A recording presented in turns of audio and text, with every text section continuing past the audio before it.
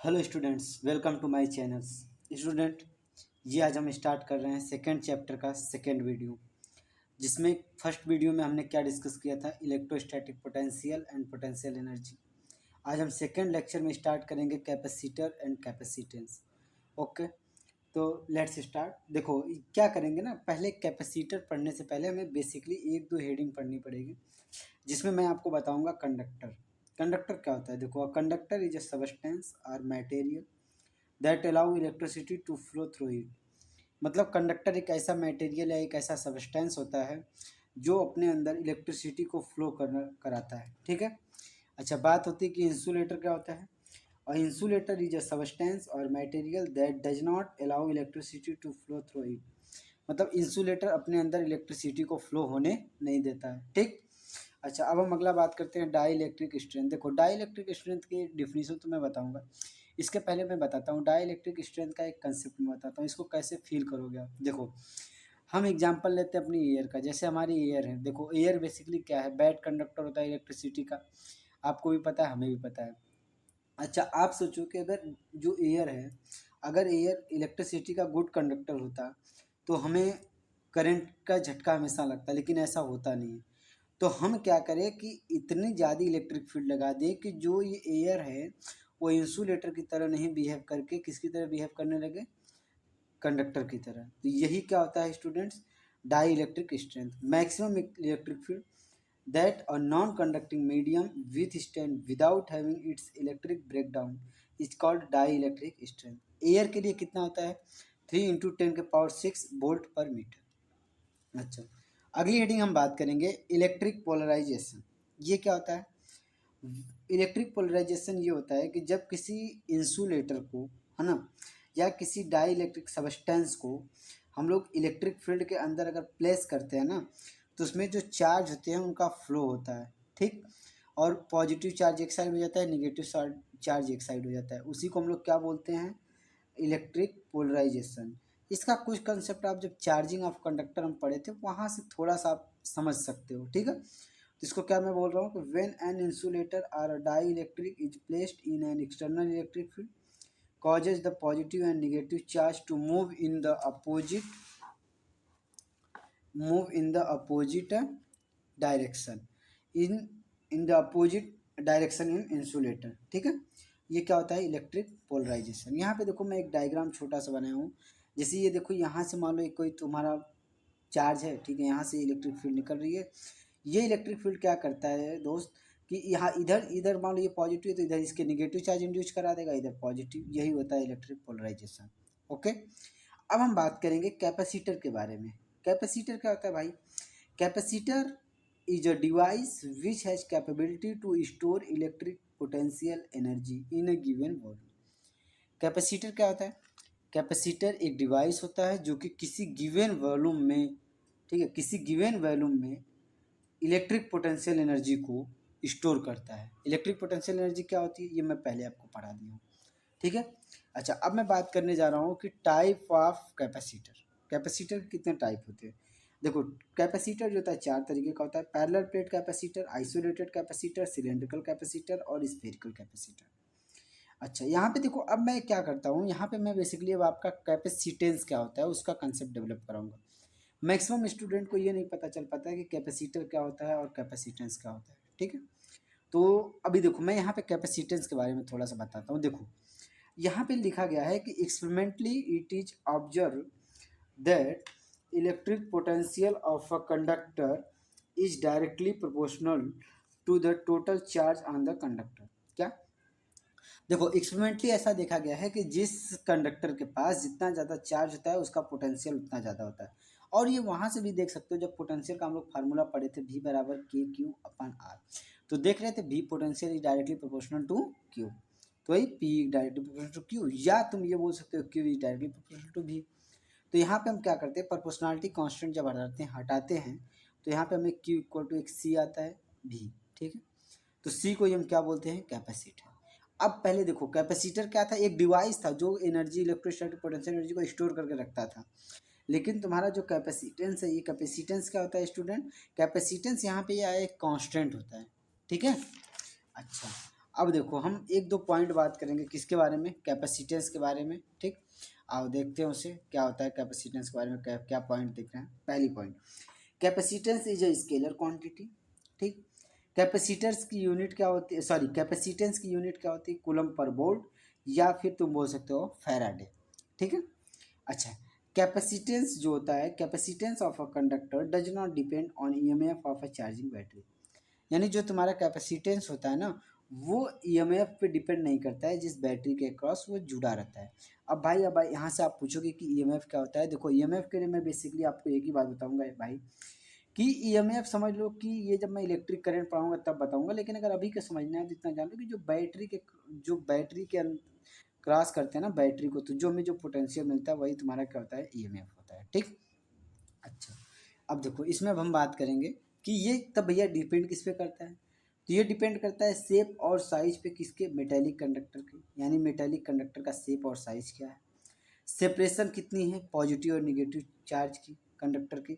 अभी देखो ये तुम्हें थोड़ा सा पॉइंट समझ में नहीं आ रहा होगा, लेकिन अभी जब मैं कैपेसिटेंस का फार्मूला कैलकुलेट कराऊंगा ना, देन तुम्हें समझ में आएगा कि अच्छा कौन सा पॉजिटिव चार्ज है कौन सा निगेटिव चार्ज है। ठीक है, किस मेटल कंडक्टर की बात हो रही है। ठीक, अच्छा, अब देखो अगली point, type of dielectric medium used in space between positive और निगेटिव कंडक्टर। देखो यहाँ पे क्या होता है, दो कंडक्टर बने रहते हैं, पॉजिटिव निगेटिव चार्ज दिया जाता है, तो उनके बीच में तुम क्या रख रहे हो, एयर रख रहे हो या कोई डाई इलेक्ट्रिक स्लैब डाल रहे हो, दैट्स डिपेंड ऑन, मतलब वो कैपेसिटर उस पर डिपेंड करता है। ठीक है, अच्छा, presence of any other conductor और चार्ज नियर गिवन कंडक्टर। यानी जो तुम्हारा कंडक्टर है उसके पास में क्या कोई चार्ज रखा गया है कंडक्टर के, वो होता है। ठीक, अच्छा, अगला क्वेश्चन सब देखो, find capacitance of a solid conducting sphere of radius R. ये देखो तुम्हारा स्फीयर है जिसकी रेडियस आर है। ठीक, अब बोल रहा है कि इस स्फीयर की रेडियस आर है, तो तुम्हें इसमें इसका कैपेसिटेंस कैलकुलेट करना है। ठीक, इसके लिए देखो मैं क्या करता हूँ, पहले हम लोग क्या करते हैं, पहले मान लेते हैं कि क्यू चार्ज क्या हुआ उस स्फीयर पे था। Let Q charge is given to the sphere, तो अगर हम उसको क्यू चार्ज देंगे तो उसका पोटेंशियल कितना हो जाएगा, तो बी बराबर Q by 4 pi epsilon naught R. ये मैं आपको फर्स्ट चैप्टर में पढ़ाया था। ठीक, अब हम क्या करेंगे, क्यू इधर भी को नीचे भेज देंगे, इसको इधर कर देंगे, लेकिन देखो ये आएगा इधर, लेकिन इसको हम लिखेंगे लेफ्ट हैंड वाले साइड को राइट हैंड साइड और राइट हैंड वाले को लेफ्ट हैंड साइड। ठीक, तो देखो अब Q बाई भी को क्या लिख सकते हो भाई, C equal to 4 pi epsilon naught R. अब यहाँ से मैं आपको एक मतलब वो दिखाना चाहता हूँ कि कैपेसिटेंस कितनी बड़ी यूनिट होती है। देखो अगर तुम रेडियस एक यूनिट यहाँ पे कर दोगे तो तुम्हें C बराबर क्या मिलेगा, 4 पाई एप्सिलॉन नॉट। इसकी वैल्यू कितना होती है, 1/9 × 10⁻⁹। जब तुम इसे सॉल्व करोगे तो तुम पाओगे C बराबर 1.1 × 10⁻⁻11 फैराडे। तो यहाँ से एक चीज़ दिख रहा है कि नहीं यार भाई, एक फैराडे जो होता है वो बहुत बड़ी यूनिट होती है। ठीक, अगर एक फैराडे तुम्हें करना है इसको, तो तुम देख रहे हो कितना बड़ा, मतलब तुम्हें स्फीयर लेना पड़ेगा। ठीक, तो इसलिए फैराडे भी एक बहुत बड़ी यूनिट होती है।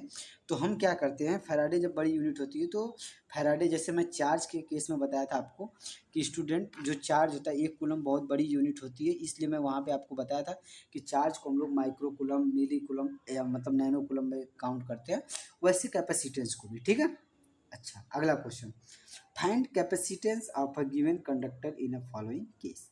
देखो एक ये स्फीयर है जिसकी रेडियस आर है और एक ये स्फीयर है जिसकी रेडियस आर है, इनके बीच की सेपरेशन इनफाइनाइट है।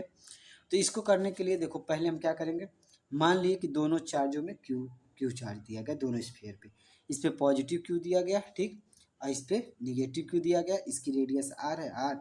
इस वाले को हम बी मान लिए, इस वाले स्फीयर को ई मान लिए, इसके क्रॉस मान लिए कि इनको कोई बैटरी से ऐड कर दिया गया जिसका पोटेंशियल भी है। ठीक, तो अब मैं क्या करूँगा, अब मैंने क्या किया, देखो भी ए का पोटेंशियल देखोगे Q by 4 pi epsilon naught R, भी का निकालोगे -Q/4 pi epsilon naught are. याद करो जब मैं इलेक्ट्रोस्टैटिक पोटेंशियल पढ़ाया था, मैं वहाँ पे बताया था कि positive charge give positive potential and negative charge gives negative potential. ठीक है, देखो भी ए माइनस भी करोगे, इसको मान लेते हैं भी के बराबर होगा, भी क्रॉस से बैटरी से जोड़े भी थे तुम, तो Q by 2 pi epsilon naught R. क्यों, जब इसको ऐड करोगे तो ये माइनस करोगे तो ये माइनस माइनस प्लस हो जाएगा, ऊपर क्यू क्यू मिलकर 2Q हो जाएगा, क्योंकि डिनोमिनेटर इसका सेम है, तो 2 से 4 कैंसिल होगा तो नीचे 2 ही बचेगा। ठीक, तो भी बराबर तुम्हें मिलेगा Q/2 पाई एप्सिलॉन नॉट आर। अब फिर वही करो, Q बाई भी का रेशियो निकालोगे, उसको तुम C के बराबर लिख दो, यहाँ पे तुम्हें 2 पाई एप्सिलॉन नॉट आर मिलेगा। अच्छा, अब तुम्हें समझ में आ रहा है कि जो मैं कैपेसिटेंस किस पे डिपेंड करता है, चार्ज, ये अभी देखो सेपरेशन का कंसेप्ट अब तुम्हें थोड़ा और सा अच्छे से समझ में आएगा। क्या, देखो ये देखो एक प्लेट है जिसपे पॉजिटिव क्यू दिया गया और ये माइनस क्यू दिया गया, और ये देखो अभी जो दो क्वेश्चंस कराया और ये मान के चलो अगर तीन क्वेश्चंस की बात करते हो, इट मीन्स कि ये जो तीसरा क्वेश्चन है ना तुम्हारा, ये बहुत इंपॉर्टेंट है, बहुत इंपॉर्टेंट है, उन दोनों से तो इम्पॉर्टेंट है और इसके एग्जाम्स में आने के चांसेस भी बहुत है। ठीक है, तो इसको थोड़ा ध्यान से देखना। ये पॉजिटिव चार्ज है, ये निगेटिव चार्ज प्लेट है। बोल रहा है कि if separation between plate is D and area of plate is a, find capacitance. तो देखो इस पे अगर तुम बात करते हो इस पॉइंट से, मान लो देखो हमने पढ़ाया था तुम्हें जब इलेक्ट्रिक फील्ड वहाँ पे कैलकुलेट करा रहा था, तो मैं बताया था कि बच्चा ये जो प्लेट होती है इसके कारण सिग्मा बाई 2 एप्सिलॉन नॉट एक प्लेट से निकलता है, एक सरफेस से। तो इस पे इधर देगा और ये भी इधर देगा, दोनों सेम डायरेक्शन में देंगे, तो इलेक्ट्रिक फील्ड क्या होगा, सिग्मा बाई 2 एप्सिलॉन नॉट इसके कारण और सिग्मा बाई 2 एप्सिलॉन नॉट इसके कारण। चूंकि डायरेक्शन सेम है तो इनको हम ऐड कर सकते हैं, तो इलेक्ट्रिक फील्ड तुम्हें क्या मिल गया, सिग्मा बाई ए मिल गया, अरे sorry sigma by epsilon not मिल गया। अच्छा, अब ये क्वेश्चन मैं पढ़ाया था डी वी बराबर minus E dot D R. इसी को देखो जब बड़े की बात होती है तो हम बोलते हैं v equal to E dot D या ई इंटू डी। ठीक, तो देखो अब ई की जगह पे तुम रखोगे सिग्मा बाई एप्सिलॉन नॉट, तो मैं बोल रहा हूँ सिग्मा क्या है भाई, चार्ज पर यूनिट एरिया है, तो चार्ज मान लेते हैं क्यू, एरिया ए, तो v बराबर Q into A epsilon naught into D. तो यहाँ से तुम निकालोगे Q by V equal to C equal to epsilon naught A by D. D क्या है भाई, डी है ये प्लेट और ये प्लेट के बीच की डिस्टेंस। ए क्या है, ए होता है ओवरलैपिंग एरिया। अगर मान लो मैं एक बताता हूँ कि इसकी एरिया ए होती, इसकी एरिया 2a होती, तो तुम एरिया की जगह पे क्या रखते, ए रखते, 2a नहीं रखते। एरिया क्या होती है, ओवरलैपिंग एरिया होती है, इस कंसेप्ट को याद रखना। बहुत से लोग याद रखते हैं खाली ए इज एरिया, नहीं, एरिया क्या है भैया, वहाँ पे ओवरलैपिंग एरिया है। ये क्वेश्चन आपके जी में है, आपको करना है। इसमें देखो R1 है, इसकी रेडियस आउटर रेडियस जो है R2 है, इनर रेडियस R1 है, इसका कैपेसिटेंस पता करना है। आंसर तुम्हारा दिया गया इसका 2 pi epsilon naught L upon L N R2 upon R1। अच्छा, इसको कैसे करोगे, एक पे पॉजिटिव चार्ज मान लेना इनर पे या आउटर पे, एक पे नेगेटिव चार्ज मान लेना, पोटेंशियल डिफरेंस निकाल लेना और सॉल्व करना। ठीक है, अच्छा अब हम बात करते हैं कि electrical circuit element for steady state. जैसे मान लेते हैं कोई कनेक्टिंग वायर है, ठीक है, इस वायर है, ये मान लो वायर है, इस वायर में क्या हुआ तुम्हारा ये पॉइंट ए है और ये पॉइंट बी है। तो सोचो कि अगर मैं बोलूँ कि यहाँ कहाँ का पोटेंशियल ज़्यादा होगा, भाई कहीं का ज़्यादा नहीं होगा, कुछ नहीं लगा है, जितना पोटेंशियल ए का होगा उतना ही पोटेंशियल तो बी का होगा। It means B A equal to V B.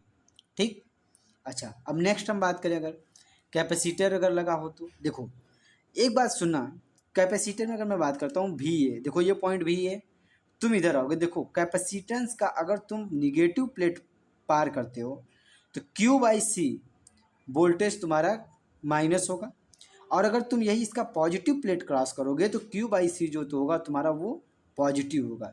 इस चीज़ को याद रखना, अगर तुम निगेटिव क्रॉस करोगे तो minus Q by C, positive वाला क्रॉस करोगे तो plus Q by C is equal to V B. अब मैं क्या करूँगा, V A minus V B निकाल लूँगा क्यू बाई सी, बस इतना ही रुक जाओ। और क्यू बाई सी क्या होता है भाई, वोल्टेज ही तो होता है, अभी हम वही बेसिकली निकाल रहे हैं। ठीक है, अच्छा कोई बैटरी लगी हो, देखो बैटरी का मतलब ये होता है कि जो इसका बड़ा वाला होता है इसको पॉजिटिव टर्मिनल मानते हैं, छोटे वाले को निगेटिव मानते हैं। बैटरी में भी सेम सिचुएशन होती है, अगर मैं यहाँ से बी ए बात करके अगर इधर जाऊँगा बी ए, अब देखो इसका मैं निगेटिव क्रॉस किया तो minus E equal to V B. ठीक है, अगर मैं यही इधर जाता तो मैं प्लस वाला का क्रॉस करता तो यहाँ मैं लिखता प्लस ई, बस। अगर तुम पॉजिटिव प्लेट क्रॉस करोगे तो पॉजिटिव, अगर निगेटिव क्रॉस करोगे तो निगेटिव। अब हम काफ़ी इंपॉर्टेंट टॉपिक्स करने जा रहे हैं, जहाँ तक मुझे लगता है कि 90% कि इन दो में से एक सीरीज कम्बिनेशन, ठीक है, कम्बिनेशन ऑफ कैपेसिटर, ये दो टाइप का होता है, एक सीरीज कम्बिनेशन होता है, एक पैरेलल कम्बिनेशन होता है। जहाँ तक मुझे लगता है कि दो में से एक कम्बिनेशन तो पक्का आएगा। ठीक, इसका डेरिवेशन आ सकता है या इस पर न्यूमेरिकल आएगा, तो ये मान के चलो ये काफ़ी ज़्यादा इंपॉर्टेंट है, इसलिए देखो मैं इसको 2 स्टार दिया हूँ। ठीक है, देखो ये पॉइंट मान लेते हैं ए है, इसमें 3 कैपेसिटेंस लगा है C1 C2 C3। अच्छा चूंकि देखो ये कैपेसिटेंस अगर सीरीज में मेरे भाई, तो हर कैपेसिटेंस पे चार्ज क्या होगा, सेम होगा। तो इसके इस प्लेट पे यहाँ ये पॉजिटिव है तो यहाँ पॉजिटिव आएगा, minus plus minus plus minus, ऐसे चार्ज आएंगे प्लेट्स पे। और अगर मैं इसका इक्विवेलेंट डायग्राम बनाऊंगा तो मान लिया कि C1 C2 C3 का मिला के कोई C आ गया, और भाई अगर देखो सीरीज में सब पे सेम चार्ज है तो इक्विवेलेंट पे भी चार्ज क्या होगा, सेम होगा। और वही चीज़ देखो शायद मैं नीचे लिखा भी हूँ, एक बार पढ़ लेते हैं, देखो क्या लिखा हूँ। In series combination charge on each capacitor is same and it is equal to the charge transfer by the battery across the terminal of a given combination. This charge also equal to the charge on equivalent capacitor. ठीक है, ये जो charge है equivalent capacitor पे जो charge आएगा उस पर भी इक्वल। देखो अब मैं बात करता हूँ इसमें घूमने की। देखो अगर ये पॉइंट में भी ए लिया, सोचो अगर मैं बी ए लिया तो अगर इस मैं इधर से जाऊँगा तो ये इसका ये माइनस वाला मैं क्रॉस करूँगा तो हमें कितने से हमारा पोटेंशियल कम होगा, Q/C1। इसमें कितने से होगा, -Q/C2 -Q/C3। तो वही देखो मैं किया हूँ, VA -Q/C1 -Q/C2 -Q/C3 plus E equal to VA। VA से VA कैंसिल हो जाएगा। मैंने क्या किया, E को इधर रखा, इन तीनों भाई साहब को उठा के इधर भेज दिया, Q/C1 plus Q/C2 plus Q/C3। इसको इक्वेशन नंबर 1 मान लिया। अच्छा एक चीज़ बताओ, देखो ये जो कैपेसिटेंस तीनों का पोटेंशियल होगा वो तो अगर तीनों का सम करोगे तो तुम्हें ई के इक्वल मिलेगा। क्या सबका इसका भी ई होगा इसका भी होगा, नहीं, ये पैरेलल में होता है, सीरीज में नहीं होता है। सीरीज में ये होता है कि तुम जितने कैपेसिटेंस लगाओगे उसका जो पोटेंशियल ड्रॉप आएगा सम, वो तुम्हारे इस ई के इक्वल होगा। तो वही मैं देखो यहाँ लिखा हूँ, क्या लिखा हूँ, ई बराबर V1 plus V2 plus V3। अब इक्वलेंट डायग्राम से तुम्हारा क्या मिलेगा, ई बराबर Q/C। अब इक्वेशन 1 और 2 से तुम देखोगे तो बस Q/C1 ऐसे कर दो equal to Q1/C Q/C2 plus Q cancel हो जाएगा तो तुम्हें आंसर क्या मिल जाएगा, 1/C equal to 1/C1 plus 1/C2 plus 1/C3। That's your answer. ये देखो याद रखना है ना, मतलब इसका डेरिवेशन थोड़ा समझ लेना, ठीक। अच्छा आगे आ जाओ। अब हम बात करते हैं पैरेलल। अच्छा कभी कभी पता है, अभी रुक जाओ, जब न्यूमेरिकल करेंगे तब बताते हैं। पैरेलल कम्बिनेशन, पैरेलल कम्बिनेशन में देखो ये C1 है, C2 C3 है, इस पर Q3 Q2 Q1 चार्ज हो गए, ये पॉइंट है, ये B पॉइंट है। इसका इक्विवेलेंट डायग्राम हमने बनाया, कोई इक्विवेलेंट कैपेसिटेंस C हो गया, और बैटरी का तो कोई चेंज नहीं होता, वो तो E रहती है। फिर देखो मैं यहाँ लिखा हूँ कि in parallel combination of capacitor potential drop across each capacitor will be same. वही मैं बोला था पहले कि पोटेंशियल जो होता है वो मतलब सेम कम किस में होता है, पैरेलल में, सीरीज में, ठीक। At it is and it is equal to applied voltage across the terminal of combination and this potential is equal to the potential difference to equivalent capacitor. यहाँ पे देखो ये एंड होगा, ठीक है। अच्छा कहने का मतलब ये हो गया कि भैया जो इसमें तीनों कैपेसिटेंस है सबका पोटेंशियल इक्वल होगा, और उनका जो पोटेंशियल है वो जो तुम एक्सटर्नल बैटरी लगाओगे उसके पोटेंशियल के इक्वल होगा, उसके ई अगर वोल्ट की बैटरी है तो ई के बराबर होगा। और देखो अगर तुम सोचो कि अगर ये बैटरी, मान लो ये बैटरी अगर Q चार्ज ट्रांसफ़र कर रही है तो यहाँ Q1 Q2 Q3 चार्ज जा रहा है, तो मेरे भाई ये Q1 Q2 Q3 कहाँ से जाएगा, Q से ही तो जाएगा। तो Q बराबर क्या लिख सकते हो, तुम लिख सकते हो ना, Q1 plus Q2 plus Q3, equation number 1। अच्छा Q1 क्या होगा भाई, C/E, अरे C1E, Q2 क्या होगा C2E, Q3 क्या होगा C3E। इक्विवेलेंट सर्किट करोगे Q बराबर C ही करोगे। अभी सब Q1 Q2 Q3 Q की वैल्यू उठा के इक्वेशन नंबर 1 में पुट कर दो तो तुम्हें मिल जाएगा C बराबर C1 plus C2 plus C3। अच्छा एक चीज़ सोचो, तुम्हें लगता है क्या कि मैंने गलत बता दिया, क्योंकि जब तुम 10th में पढ़े होगे रेजिस्टेंस में, तो रेजिस्टेंस का जो सीरीज वाला था वो यहाँ पे पैरेलल है, और जो यहाँ पैरेलल है वो वहाँ पे सीरीज हो रहा था, और उसका पैरेलल इसके साथ सीरीज है। इसका मतलब क्या हुआ भाई, मतलब ये हुआ कि जो कैपेसिटेंस होता है वो रेजिस्टेंस का उल्टा होता है। रेजिस्टेंस का सीरीज कैपेसिटर का पैरेलल, कैपेसिटर का सीरीज रेजिस्टेंस का पैरेलल, ये याद रखना, ठीक है। अच्छा अब देखो फिर क्वेश्चंस आ गया। ये क्वेश्चंस है, in the following problem find charge on each capacitor and then find VA minus VB। ये देखो कोई तुम्हारा 6 माइक्रोफैराड का चार्ज है, ये 3 माइक्रोफैराड का, ये 2 माइक्रोफैराड का, 12 वोल्ट की बैटरी है, ये पॉइंट ए है पॉइंट बी है। अब VA माइनस VB निकालना है, कैपेसिटेंस निकालना है इक्वल। तो देखो इसको थोड़ा सा मैं शॉर्ट में किया हूँ students. All capacitor are in series, सब कैपेसिटेंस किस में है, सीरीज में। तो 1/C equal to 1/C1 plus 1/C2 plus 1/C3 formula वही मैं देखो यहाँ रख के दिया, इसको सॉल्व कर दिया। C बराबर कितना मिलेगा, 1 माइक्रोफैराड 1 माइक्रोफैराड में कर भी दिया और ये 12 वोल्ट की बैटरी। क्यू बराबर क्या होता है मेरे भाई, सी भी होता है। हाँ, तो देखो तुम्हारा सी कितना हो गया 1, भी कितना होगा 12, तो क्यू बराबर तुम्हें क्या मिल गया 12 micro coulomb. All capacitor are in series, सब कैपेसिटर सीरीज में भाई, तो सब पे चार्ज कितना होगा, इक्वल होगा, 12 12 होगा। तो अब मैं क्या करूँगा, वी ए यहाँ ले लूँगा, V A minus V B निकालना है, वी ए इस पर 12/6, ठीक है, माइनस होगा क्योंकि ये प्लस है तो ये प्लस होगा, ये माइनस होगा, यहाँ फिर माइनस 12/3, और देखो यही मैं किया भी, V A minus 12/6 minus 12/3 equal to V B, और यहाँ से सॉल्व कर लोगे, V A minus V B बराबर 6 वोल्ट, दैट्स योर आंसर। अच्छा, कभी कभी पता है स्टूडेंट ये सोचता है कि सर हम सीरीज या पैरेलल कैसे समझे, हमें समझ में नहीं आता है कि सीरीज या पैरेलल का मतलब नहीं पहचान पाते। इसके लिए एक बेसिक तरीका होता है भाई, तुम चार्ज को देखना, अगर दो कैपेसिटेंस पे चार्ज इक्वल है, चार्ज का डिस्ट्रीब्यूशन नहीं हो रहा है उनके बीच में, एक का चार्ज ही दूसरे पे जा रहा है उतने सेम अमाउंट से, तो वो सीरीज में होंगे। लेकिन अगर चार्ज का डिस्ट्रीब्यूशन हो जा रहा है तो वो पैरेलल में होंगे। जैसे ये क्वेश्चन देखो, अब तुम सोचो कि ये 4 माइक्रोफैराड, ये 2 माइक्रोफैराड, क्या ये दोनों का अगर मान लो यहाँ से कुछ चार्ज आएगा तो चार्ज डिस्ट्रीब्यूट होगा, हाँ, तो ये दोनों किस में हो गए, पैरेलल में। अच्छा, अगर वही दोनों का मान लो चार्ज मिल के फिर यहाँ निकलेगा इधर, तो इस पे आएगा 12 वाले पे और 4 वाले पे, तुम सोचो कि जितना 12 पे आएगा उतने अमाउंट से तो 4 पे जाएगा, तो ये किस में हो गए, सीरीज में हो गए। ठीक, आओ अब सॉल्व करते हैं। ठीक है, ये सीरीज और पैरेलल का कॉम्बिनेशन जो तुम्हें अगर प्रॉब्लम करे तो उसमें तुम खाली चार्ज से जो मैं अभी बोला उसी पे ध्यान देना। ठीक है, देखो ये तुम्हारा 2 माइक्रोफैराड है और ये 4 है, ये मैं लिखा हूँ are in parallel. So C equal to C1 plus C2। ठीक, अब देखो पैरेलल में हो गए तो 2 + 4 कितना होगा 6 माइक्रोफैराड।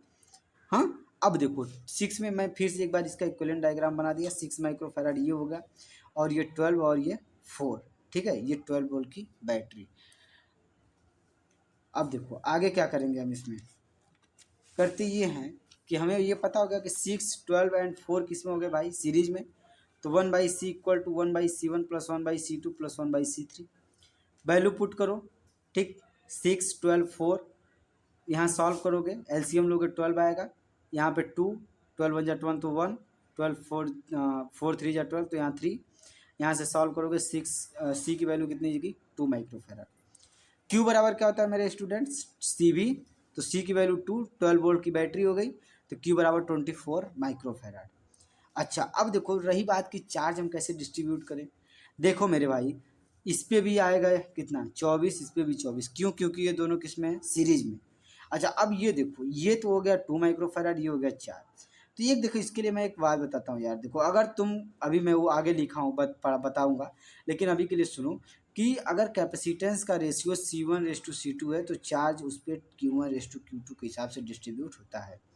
तो अगर तुम्हें 4 माइक्रोफैराड पे निकालना है तो कितना टोटल चार्ज है, 24/6 × 4 कितना आ गया 60, यानी 16 माइक्रोफैराड 60 माइक्रोकूलम चार्ज 4 माइक्रोफैराड पे जाएगा, और 2 माइक्रोफैराड पे 24 माइनस करोगे तो 8 माइक्रोकूलम जाएगा। ठीक है, अच्छा, अब यहाँ पे देखो वही मैं लिखा हूँ जो अभी मैं बोला कि if two capacitor on ratio C1:C2 then charge distribute on the capacitor is Q1:Q2। ठीक है, अच्छा अगला क्वेश्चन देखो, ये बोल रहा है कि पॉइंट ए है भाई, फिर 12 वोल्ट की बैटरी, इस पूरा डायग्राम दिया, फिर बोल रहा है कि ये VA माइनस VB, यहाँ पे तुमने देखो VA माइनस VB दे दिया, कितना दिया भाई 2 वोल्ट, और बोल रहा है कि चार्ज पता करो इस कैपेसिटर से। तो कैसे पता किया जाएगा, ये देखो ये तुम्हारा ये पॉइंट हो गया, तो तुम इसे अब देखो, अब यहाँ पे मैं वही बोला कि मान लो VA माइनस VB में पता है तो हम VA लेंगे माइनस, क्योंकि हम इसका छोटा वाला टर्मिनल निगेटिव होता है तो -12। अभी इस पे मान लेते हैं हम ना कि इस पे माइनस होगा, इस पे प्लस होगा। अच्छा, अभी आगे तुम बताओगे कि सर कैसे आप मान लोगे, तो मैं इसको बताऊंगा। ठीक है, एक बहुत अच्छा बात बताऊंगा। तो इसका देखो Q/2 हो जाएगा पोटेंशियल, प्लस इसका टर्मिनल क्रॉस करो 6 इक्वल टू BB, बी को इधर भेजोगे और सबको इधर भेज दो, तो VA माइनस VB बराबर 2 वोल्ट यहाँ लिख दो। फिर यहाँ पे सॉल्व करके Q बराबर तुम पागे 8 माइक्रोकूलम। अच्छा, तुम पूछ सकते हो क्वेश्चंस कि अगर सर ये मान लो कि आपने यहाँ इसको माइनस इसको प्लस माना, अगर मैं इसको प्लस और इसको माइनस मानता तो क्या होता, कुछ नहीं होता मेरे भाई, जो आंसर तुम्हारा 8 कूलम माइक्रो कूलम आया ना, वो -8 माइक्रो कूलम आता है। देखो इलेक्ट्रोस्टैट और करंट का सबसे बड़ा एडवांटेज है कि तुम्हें जैसे मान के करना है तुम मान के करो। अगर आंसर पॉजिटिव आ गया इसका मतलब कि तुम जो एजम्पशन किए हो वो सही है। अगर तुम्हारा आंसर गलत आ मतलब सॉरी माइनस आ गया, तो इसका मतलब ये हो गया भाई कि तुम जो एजम्पशन किए हो जस्ट उसका उल्टा है, यानी जहाँ पे तुम पॉजिटिव बोल रहे हो वो निगेटिव होगा, और जिसको तुम निगेटिव बोल रहे हो वो तुम्हारा पॉजिटिव होगा। ठीक है। अच्छा, इस चैप्टर की हमारी ये last topic, capacitance of a parallel plate capacitor with dielectric medium between them.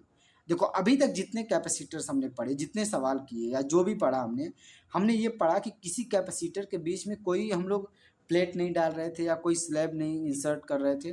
लेकिन अब हम ऐसा पढ़ेंगे कि जिसके अंदर हम कोई स्लैब या कोई डाई इलेक्ट्रिक कॉन्स्टेंट के का मीडियम डालेंगे। देखो अब इसको मैं क्वेश्चन के थ्रू सॉल्व करता हूँ। ठीक है। Find capacitance of a system is plate area A and separation between them is D, and space between plate is completely filled with dielectric constant K। ये देखो तुम्हारी प्लेट की एरिया A दिया है, सेपरेशन इनके बीच की D दिया है, और इसके बीच बोल रहे हैं जो स्लैब इसके अंदर डाला गया उसका K है, डाइलेक्ट्रिक कांस्टेंट। तो अब भैया यहाँ पे देखो, फिर मैं वही जैसे पहले सॉल्व किया था, हमें इलेक्ट्रिक फील्ड पता है क्या होती है, सिग्मा बाई एप्सिलॉन नॉट। लेकिन हम ये पता ये कब हम पढ़े थे सिग्मा बाई एप्सिलॉन नॉट, जब हमें कोई मीडियम नहीं था। याद करो जब मैं तुम्हें कूलम ला बताया था वहाँ पर मैं बोला था कि 1/4 पाई के एप्सिलॉन नॉट, अगर के मीडियम आ जाता था, है ना। तो यहाँ पे के आ गया, कोई मीडियम है तो उसका के कांस्टेंट होगा, तो इलेक्ट्रिक फील्ड क्या हो जाएगा सिग्मा बाई के एप्सिलॉन नॉट। फिर वही बी बराबर ई इंटू डी होता है, तो सिग्मा सिग्मा को मैंने क्यू इंटू ए लिखा, के अपना वैसे ही रहा, एप्सिलॉन नॉट भी वही डी। क्यू बाई भी निकालोगे उसको तुम सी लिखोगे, के epsilon naught A by D कर दोगे, सब सेम हो गया। अच्छा बस क्या होगा भाई, जहाँ पे तुम्हारा एप्सिलॉन नॉट था वहाँ पे के एप्सिलॉन नॉट आ गया। और मैं एक ट्रिक बताऊँ भाई, मैं जेई एडवांस की तैयारी किया, जेई एडवांस तक के मुझसे क्वेश्चंस बने, अगर डाई इलेक्ट्रिक स्लैब का आएगा ना, तुम बिना डाई इलेक्ट्रिक स्लैब मान के करो, बस जहाँ जहाँ एप्सिलॉन नॉट है इसको तुम के एप्सिलॉन नॉट से रिप्लेस कर दो, कोई दिक्कत नहीं होगी। बिलीव मी यार, अगर मैं एडवांस का क्वेश्चन अगर ऐसे कर सकता हूँ तो देन तुम बोर्ड का तो कर ही सकते हो यार, इतना तो मुझे लगता है। ठीक। इफ अब देखो question, find equivalent capacitance in each of the following cases. अब देखो ये क्वेश्चन, इसमें d/2 डिस्टेंस तक k1 मीडियम है, d/2 डिस्टेंस तक k2 मीडियम है, एरिया इसकी a है। तो अब बोल रहा है कि इसका कैपेसिटेंस निकालो। देखो पहले इसको तुम मान लो दो अलग अलग कैपेसिटेंस, इसका C1 मान लो, इसको C2 मान लो। C1 क्या होगा भाई, K1 epsilon naught A by D/2, distance यहाँ तक और यही लोगे तो D/2 होगा, प्लेट की एरिया तो यही रहेगी, तो D/2, इसको 2 ऊपर चला जाएगा तो 2K1 epsilon naught A by D। अच्छा अब देखो C2 की बात करोगे, K2 epsilon naught A by D/2, 2 ऊपर चला जाएगा तो 2K2 epsilon naught A by D। अब बात ये होगी कि C1 आप यहाँ पे सर लिख दियो, C1 and C2 both are in series, आपको पता कैसे चला मुझे भी बता दो। देखो इसका एक ही सिंपल सा तरीका है कि तुम पहले प्लेट से दूसरे प्लेट तक जाना। देखो मैं अगर इस प्लेट से इस प्लेट तक जाऊंगा तो क्या मुझे इलेक्ट्रिक फील्ड बदली हुई नजर आएगी, हाँ। यहाँ तक क्या रही, sigma by K1 epsilon not, इधर इस मीडियम में मैं गया तो sigma by K2 epsilon not, इसका मतलब इलेक्ट्रिक फील्ड बदल रहा है। अच्छा देखो इलेक्ट्रिक फील्ड और वोल्टेज का एक रिलेशन हम पढ़े थे, E equal to V into D पढ़े थे। तो अगर E बदलेगा तो क्या V नहीं बदलेगा, D तो तुम्हारा सेम ही है, तो यानी इलेक्ट्रिक फील्ड बदल रहा है तो पोटेंशियल भी बदलेगा।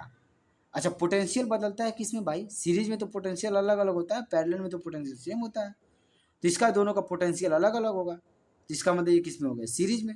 सीरीज का फार्मूला हम पढ़े थे 1/c equal to 1/c1 plus 1/c2, बस C1 और C2 की वैल्यू रख दो और D तुम्हारा ऊपर चला जाएगा, तो D/2 K1 epsilon naught A plus D/2 K2 epsilon naught A। D/2 epsilon naught A हम कॉमन ले लेंगे तो हमें क्या मिलेगा, 1/K1 प्लस 1/K2, यही मिलेगा। अब देखो 1/c equal to D/2 epsilon naught A, यहाँ K2 plus K1 upon K2 K1, C equal to तुम्हें मिल जाएगा 2 epsilon naught A by D into K1 K2 upon K1 plus K2। ठीक है। अच्छा ये क्वेश्चन, इसको देखो जरा, इसको पहले मैं बता रहा हूँ। देखो पहले हमने क्या किया, C1 C2 का ये क्या हुआ, ऊपर का देखो ये रहा ऐसे किया, A/2 एरिया में जो मीडियम है उसका K1 है, A/2 में क्या है K2 है, सेपरेशन क्या है D। इस क्वेश्चन में तुम्हें ये बोला जा रहा है भाई कि पहले तुम ये पता करो कि ये सीरीज में होंगे पैरेलल। देखो मैं इस प्लेट से इस प्लेट तक अगर मैं मूव किया, सोचो इस प्लेट से इस प्लेट तक, तो क्या मुझे पोटेंशियल में चेंज दिखेगा? नहीं दिखेगा। अरे सॉरी, इलेक्ट्रिक फील्ड बदली? नहीं बदली। अगर इलेक्ट्रिक फील्ड नहीं बदली तो पोटेंशियल बदलेगा? नहीं। यानी पोटेंशियल बराबर होगा। तो पोटेंशियल बराबर किस में होता है? पैरेलल में। तो C1 equal to K1 epsilon naught A by 2D, इसका ऊपर वाले का K2 equal to sorry C2 equal to K2 epsilon naught A by D। अच्छा अब यहाँ पे देखो C1 C2 किस में हो गए भाई? पैरेलल में हो गए। तो C equal to C1 plus C2, C equal to ये तुम्हारा इतना हो गया और यहाँ पे इतना ये हो गया, वैल्यू रख दिया। C इक्वल टू इसको सॉल्व कर लोगे, epsilon naught A by 2D common ले लोगे, K1 प्लस K2 तुम्हें मिल जाएगा। अब इस चैप्टर के हमारी लास्ट टॉपिक एंड इसके बाद एक लास्ट क्वेश्चन तुम्हें दिख रहा होगा, उसके बाद हमारा चैप्टर सेकेंड चैप्टर भी क्या हो जाएगा? खत्म हो जाएगा। ठीक है, इसमें देखो पहला है कि energy store in a capacitor. कोई कैपेसिटर, देखो इस फार्मूले का मैं डेरिवेशन कराया होता लेकिन आपके सिलेबस में डेरिवेशन नहीं है, सो मैं डेरिवेशन नहीं कराया। तो देखो एनर्जी क्या होगी? क्यू स्क्वायर बाई 2C, अगर उस पर क्यू चार्ज हो और C कैपेसिटेंस हो, या अगर वोल्टेज में बात करो तो हाफ CV स्क्वायर होता है। ठीक है, ये कैसे आया भाई? तो देखो यार क्यू की जगह पे CV रख देना, सॉल्व करोगे यही आ जाएगा। इसका डेरिवेशन था यार, लेकिन बात ये है कि तुम्हारे सिलेबस में नहीं था इसलिए मैं नहीं कराया। ठीक है, अननेसेसरी चीज़ें मैं नहीं पढ़ाऊंगा इस चैनल पे। मैं आपको वही पढ़ाऊंगा जो CBSE बोर्ड के द्वारा आपके सिलेबस में है। कोई ऐसी चीज़ नहीं पढ़ाऊंगा जो आउट ऑफ सिलेबस हो या आपके सामने भौकाल टाइट करना हो मुझे कि मुझे बहुत फिजिक्स आती है। नहीं, इतनी आती है कि तुम्हारा बोर्ड पढ़ाऊंगा, उससे भी ज़्यादा आती है, लेकिन मुझे दिखाना नहीं है, मुझे आपको शो नहीं करना है दोस्त।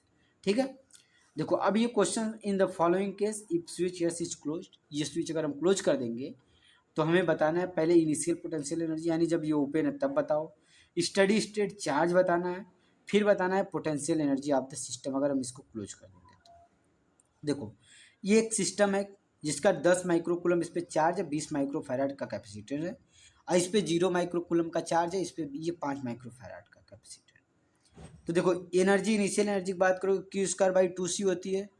देख भाई अगर तुम इसका क्यू स्क्वायर करोगे तो 0, इसका करोगे तो 10 का स्क्वायर 100 अपॉन 2C, तो ये देखो तुम्हें मिला 100/14, तो 2.5 जो दिख रहा है डॉक्यूमेंट, अब दिखा हुआ।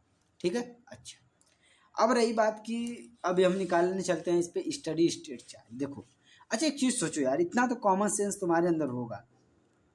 देखो पहले ये तो मैं बता रहा हूँ, यहाँ पे तुम इतना कॉमन सेंस से समझ सकते हो कि अगर इसमें 10 है इस पे और इस पे 0 है, तो इसका मतलब जब अगर इसको हम क्लोज करेंगे तो इसमें से चार्ज इसमें जाएगा। लेकिन अभी आप पूछ सकते थे कि अगर मान लो सर आप इसको 0 ना देके कुछ और चार्ज देते तो किसमें चार्ज आता। तो देखो चार्ज का रूल होता है, चार्ज फ्लो करता है हायर पोटेंशियल से लोअर पोटेंशियल। तो तुम क्या करना, दोनों का पोटेंशियल निकालना, जिसका पोटेंशियल हायर होगा उसके वाले में से चार्ज किसकी तरफ जाएगा? लोअर वाले में से। तो चूंकि यहाँ पे तो कॉमन सेंस हमें दिख रहा है कि यहाँ पे 10 है यहाँ पे 0 है, तो यानी इसका मतलब यहाँ से चार्ज यहाँ जाएगा। ठीक, तो हमने मान लिया कि let Q charge transfer from A to B when switch is close 10, दोनों का पोटेंशियल बराबर होगा। तो देखो इसमें A वाले में क्या होगा, 10 में माइनस क्यू, मान लेते क्यू चार्ज, तो 10 minus Q upon 20 equal to Q by 5। अब देखो ये इससे कैंसिल हो गया, 4 बचा, 10 माइनस क्यू इधर रहा, ये 4Q हो गया, ये इधर गया, तो 10 इक्वल टू 5Q, क्यू बराबर तुम्हें क्या मिल गया? 2 माइक्रोकूलम। तो यानी ए से कितने चार्ज ट्रांसफर हुए? 2 माइक्रोकूलम। तो ए पे कितने थे? 10, तो कितने बचे? 8, और बी पे कितने हो गए? 2 माइक्रोकूलम। अच्छा रही बात कि भाई लास्ट क्वेश्चन कैसे होगा, तो लास्ट क्वेश्चन आपको करना है, मैं नहीं करूँगा। ठीक, लास्ट क्वेश्चन कैसे होगा? लास्ट क्वेश्चन में आपको ये करना होगा कि पहले इसका 8 होगा तो इसको 8 का स्क्वायर अपान 2 इंटू 20 करना। ठीक, क्यू स्क्वायर बाई 2C, और इसमें 2 होगा तो 2 स्क्वायर अपान 2 इंटू 5 करके दोनों का एनर्जी ऐड कर देना। Thank you student for watching the video.